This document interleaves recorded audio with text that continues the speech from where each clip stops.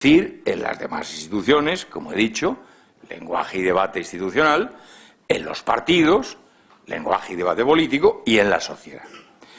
Comparto por ello plenamente el criterio del maestro Maurice Horiu cuando afirmaba que en las asambleas es más importante el modo de discutir los asuntos que estos mismos. Yo creo que no cabe mayor evidencia del valor que el lenguaje tiene, algo que tengo que recordar siglos antes, con mucha más gracia posiblemente que el maestro Horiu, dijo nuestro Cervantes en el Persiles, cuando dice: la salsa de los cuentos es la propiedad del lenguaje.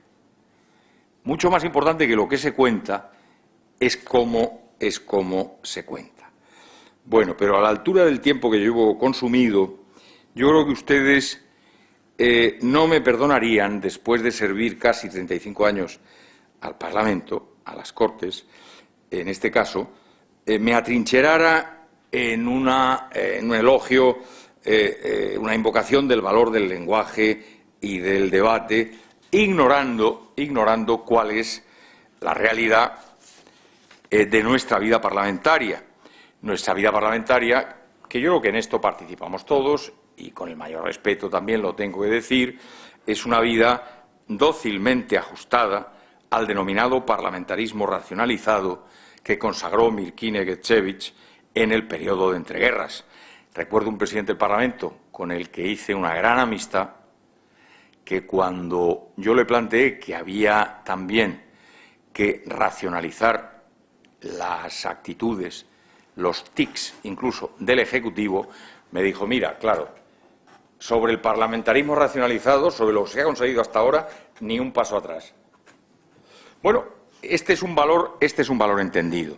Pues bien, tenemos que reconocer que ese parlamentarismo racionalizado tenía como objetivo principal, yo creo que como único objetivo, la defensa de la estabilidad del Poder Ejecutivo, y estaba fundada esta pretensión, porque evidentemente partía de una inestabilidad política derivada de una vida y de un régimen desorganizado de las asambleas parlamentarias. Quiero decir, no estoy negando que hubiera una causa, pero con el tiempo transcurrido, sobre todo el tiempo transcurrido después de la Segunda Guerra Mundial, pues hombre, al Parlamento hay que darle su sitio. Lo digo con absoluta sinceridad y como balance modestísimo de los años que llevo sirviéndolo. Al Parlamento hay que darle su sitio. No todo se puede subordinar a la estabilidad del Ejecutivo. Es esta una reducción institucional que, desde luego, siendo realista, y no se perdonaría que por la edad que uno tiene no lo fuera, pues no se reconociera, porque evidentemente esta reducción institucional supone, si se quiere superar, cambiar la realidad. Y cambiar la realidad en la vida pública, yo soy consciente de que es muy difícil. Pero tenemos que constatar aquello que, sobre todo en tiempos de reflexión, como el que modestamente yo estoy tratando de seguir en este momento, pues hay que constatar, hay que identificar. La disciplina de partido puede acabar por esterilizar el lenguaje público y por yugular el debate, imponiendo, en mi modestísima, repito, opinión, frente al diálogo en libertad, una seca consigna corroborada por gestos forzados, como suelen ser, entre otros, y esto, cuando hemos recibido delegaciones extranjeras, es lo primero que constatan y llaman la atención, el exceso de aplausos, el aplauso rutinario, las sonrisas de alineamiento o de provocación, o, lo que es bastante habitual, las llamadas digitales a la disciplina de voto. Todo ello hace que el debate pueda acabar por derivar en una sucesión de monólogos obtusos, sin que siquiera su contenido se haya depurado, como he dicho antes, y contrastado previamente en un debate interno en el seno de cada grupo parlamentario. No puede haber debate en la Cámara si previamente los grupos no se han reunido y han escuchado a todo el mundo que forma parte de ese grupo.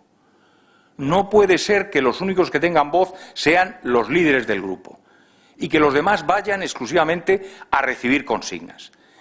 El debate solo es posible cuando llegan a la Cámara los miembros de la Cámara y previamente cada uno, libremente, en su grupo parlamentario, han debatido el asunto.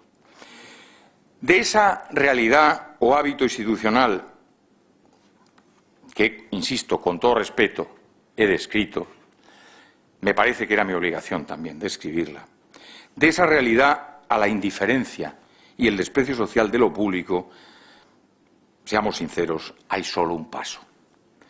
La culpa, a mi juicio, porque a veces se deriva la explicación, y ahí los técnicos tenemos también nuestra parte de responsabilidad, la culpa no la tienen los reglamentos, no la tienen los reglamentos parlamentarios que tratan simplemente, con la holgura que luego queda, sobre todo para las instancias directivas, tratan simplemente de ordenar el uso de la palabra, de ordenar eso tan importante como es la administración del tiempo en cada uno de los trámites parlamentarios. En el Congreso de los Diputados, como ustedes saben, tenemos un artículo, el artículo 72 del reglamento, que establece en relación con el uso de la palabra que los discursos se pronunciarán personalmente y de viva voz. La expresión, como saben perfectamente, viva voz, suele interpretarse por la doctrina como una exclusión implícita de la lectura de un texto escrito. Sobre esta práctica, y cuando tuve, como he tenido la ocasión de tratar en los últimos años, salían temas parlamentarios como este, uno de nuestros grandes escritores contemporáneos, ya fallecido, Francisco Ayala, que ingresó como oficial letrado de las Cortes en la Segunda República, decía que la elocuencia, él utilizaba también un lenguaje muy clásico, porque cuando yo hablo de lenguaje no estoy aspirando tanto a la elocuencia, sino a la claridad, a la sencillez y al acercamiento del lenguaje público al lenguaje social. Pero Ayala decía, la elocuencia ha quedado sustituida por la lectura de documentos, como mucho por una ordenada exposición de datos proporcionada por los expertos.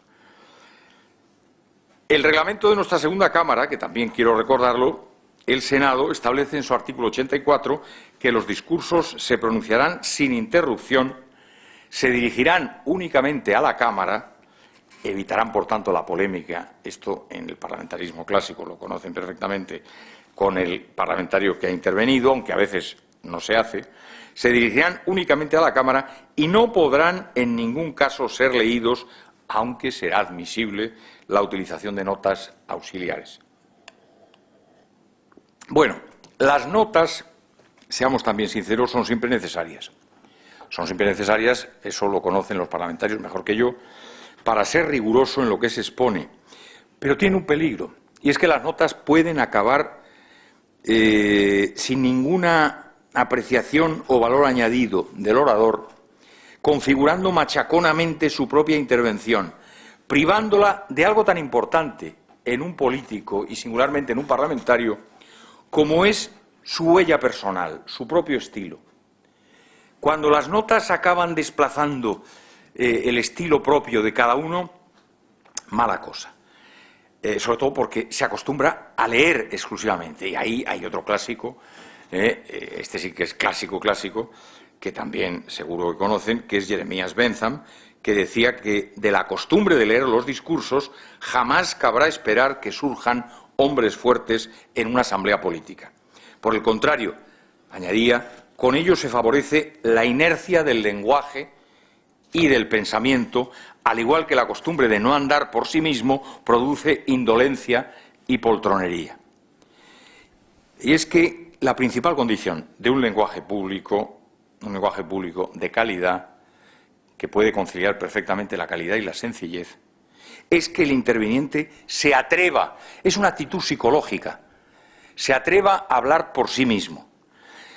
Para esto es necesario que antes, vuelvo a lo que antes decía, en la propia sociedad, en la sociedad civil, el diálogo sea moneda común que cree una cultura, que cree una atmósfera, que cree un hábito permanente. En mi opinión, por tanto, el debate es fruto de este atreverse a, pero es fruto también de algo más.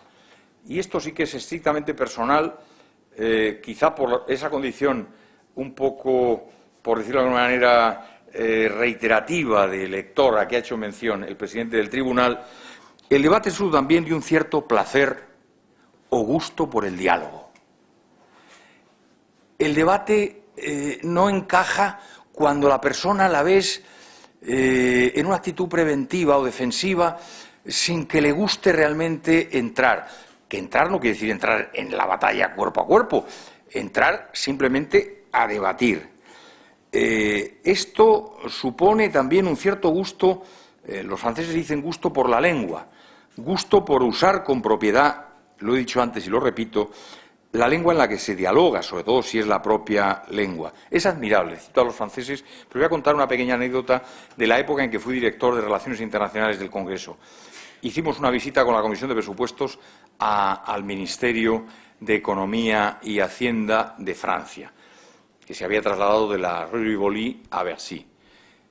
Y la gran sorpresa es que en el despacho del director general de Presupuestos, el técnico máximo que elaboraba el presupuesto, enfrente, el único libro que había en la estantería era el diccionario Grand Robert. Como saben los que estén metidos en el mundo de la cultura francesa, es la expresión máxima, vamos, sobre todo del francés vivo.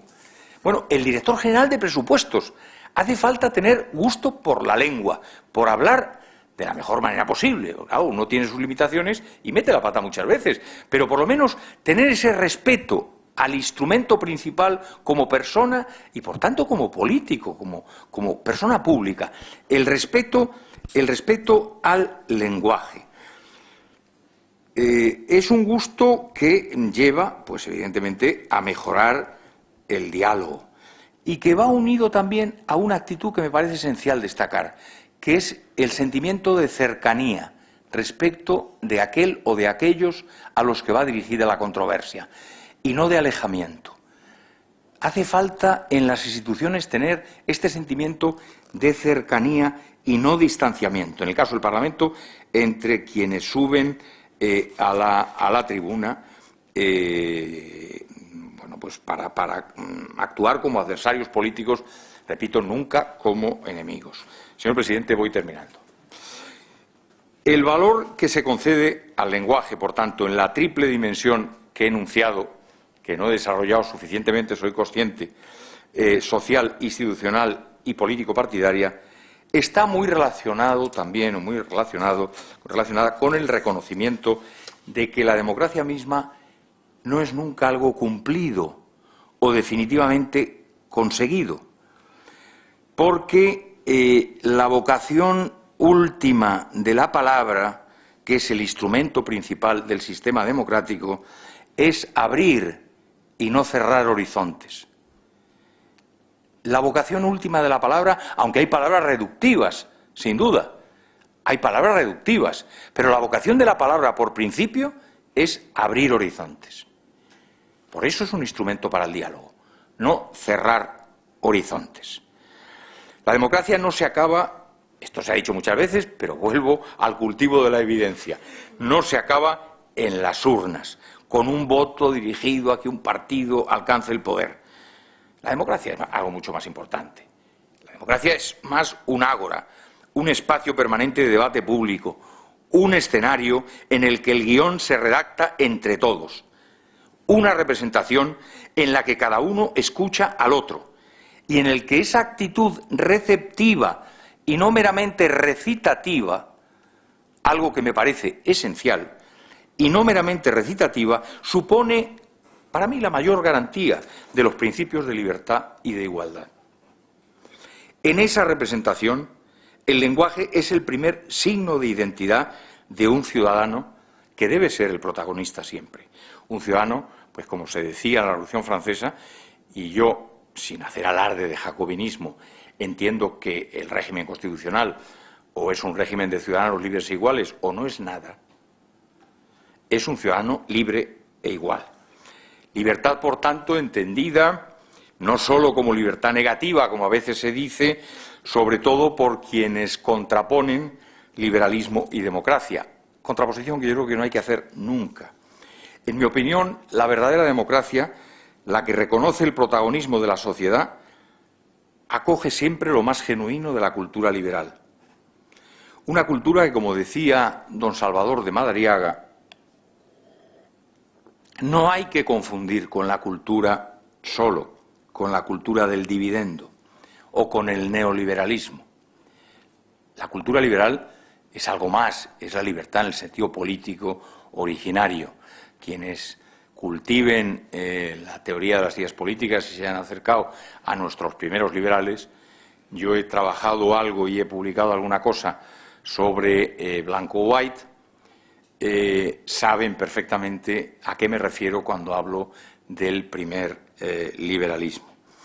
La democracia, por tanto, y esto explica el valor del lenguaje, más que en la división formal o mecánica, como dice Carmen Iglesias, del poder, se asienta en un dato puramente sociológico, en la existencia de límites efectivos de ese poder. No tanto en la formulación puramente tradicional de que hay poderes distintos. Se denominen poderes o no se denominen poderes en el título correspondiente, no. En que los poderes efectivamente estén sometidos a límites, todos ellos. Por eso, en el que por antonomasia es el que define el Estado de Derecho, en mi opinión, como es el Poder Judicial, el que introduce los límites más claros al ejercicio del poder en el sentido político y el que permite que ese Estado de Derecho alcance la máxima dignidad, también es responsable, también está sometido a límites. Al final, lo importante es que se cumpla lo que decía Montesquieu en su famoso capítulo sobre la Constitución de Inglaterra, que el poder frene al poder. Los límites funcionan cuando existe, lo he dicho antes y lo repito, una ciudadanía activa, unas instituciones públicas no en precario, sino con vida propia y con medios propios suficientes, y unos partidos políticos abiertos de verdad al debate real, a través previamente de un debate interno e interpartidario. Para ello, como conclusión, la sociedad civil debe fomentar, soy consciente de la dificultad, por supuesto, pero creo que esto hay que enunciarlo, debe fomentar una cultura en red. Creo que la red informática en este momento está mal utilizada porque está insuficientemente utilizada, una cultura en red de diálogo y de encuentro. Repito, no de hostilidad, no de hostigamiento, no de rutinario enfrentamiento. Termino ahora sí, señor presidente, señoras y señores. Necesitamos con urgencia articular en un plazo razonable, soy consciente de la necesidad del plazo, un debate social, un debate institucional y un debate político partidario que no se confundan entre sí, porque eso es muy importante también. Es muy importante que el debate político partidario no afecte a las instituciones, ni se confunda con el debate social, pero que se retroalimenten entre ellos, que compartan un lenguaje que comunique y que no hurte la realidad. Esas tres dimensiones o planos del lenguaje y del debate deberían contribuir a superar la desafección y el distanciamiento que hoy se aprecia en un sector importante de la opinión pública. Porque del debate depende el reforzamiento de la legitimación de las instituciones que encarnan algo tan valioso y tan frágil al mismo tiempo como es la cosa pública. Del auténtico debate depende, a mi juicio, lo más importante, el que los ciudadanos vuelvan a sentirse actores y no comparsas en una obra siempre inacabada. Una obra abierta a un mañana aún no escrito, como decía don Antonio Machado, un futuro del que todos nosotros debiéramos ser y sentirnos los únicos dueños.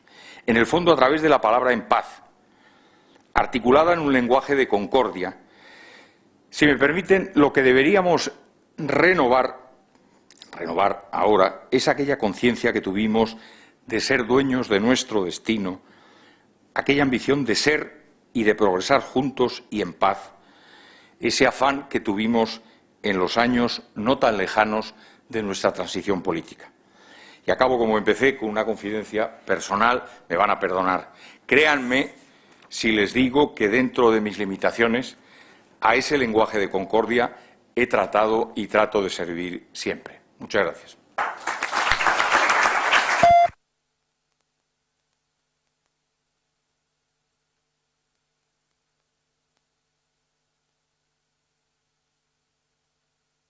Muchísimas gracias. Bueno, qué duda cabe de que ha sido toda, yo así lo interpreto, una lección magistral para quienes estamos en el ejercicio de la vida política y especialmente en las instituciones parlamentarias. Yo decía al principio que el tema era de una enorme actualidad, pero yo en estos momentos añadiría que la conferencia que nos ha dado don Claro José Fernández Carnicero González sería un objetivo a alcanzar, es un objetivo a alcanzar, y que el valor que tiene es la conferencia que nos ha pronunciado pues una persona con el conocimiento que él tiene por su no solo